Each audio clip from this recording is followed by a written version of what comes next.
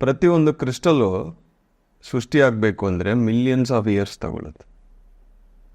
ಹಂಗೆ ಬರಲ್ಲ ಇಮಿಡಿಯೇಟಾಗಿ. ಲ್ಯಾಬ್ ಮೇಡ್ ಕ್ರಿಸ್ಟಲ್ಸ್ ಅಂದರೆ ಬರುತ್ತೆ. ನ್ಯಾಚುರಲ್ ಕ್ರಿಸ್ಟಲ್ಸು ಎಷ್ಟೋ ಕೋಟಿ ವರ್ಷಗಳಾಗುತ್ತೆ. ಅಂದರೆ ಒಂದೊಂದು ಕ್ರಿಸ್ಟಲ್ ಒಳಗೇನೋ ಕಾನ್ಷಿಯಸ್ನೆಸ್ ಇದೆ. ಇನ್ನೊಂದು ನಮ್ಮಲ್ಲಿ ಏನು ಕಲಿಯುತ್ತದೆ ಅಂದರೆ attracting energy, storing and release. ಒಂದು ಸ್ಪಾಂಜ್ ಏನು ಮಾಡುತ್ತದೆ, ನೀರನ್ನು ತಗೊಂಡು ಮತ್ತೆ ಕೊಡುತ್ತದಲ್ವ, ಆ ಥರ ಪ್ರತಿಯೊಂದು ಸ್ಟೋನನ್ನು ತಗೊಳ್ತದೆ, ಸ್ಟೋರ್ ಮಾಡಿಕೊಳ್ಳುತ್ತದೆ, ಮತ್ತೆ ರಿಲೀಸ್ ಮಾಡ್ತಾ ಇರುತ್ತದೆ. ಇದನ್ನು ಮಿನರಲ್ ಕಿಂಗ್ಡಮಲ್ಲಿ ನಾವು ಕಲಿತೀವಿ.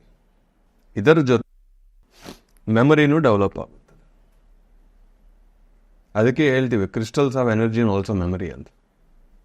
It can remember energies, person, energy ತಗೊಳ್ಳೋದು, ರಿಲೀಸ್ ಮಾಡೋದು, ಪ್ರತಿಯೊಂದು ಮಿನರಲ್ ಕಿಂಗ್ಡಮಲ್ಲಿ ಇರುತ್ತದೆ. ಆ ಸೋಲ್ ಕಾನ್ಷಿಯಸ್ನೆಸ್ಸು, ಅಂಶಾತ್ಮ ಅನ್ನೋಗೆ ಇದೆಲ್ಲ ಅನುಭವ ಇರುತ್ತದೆ.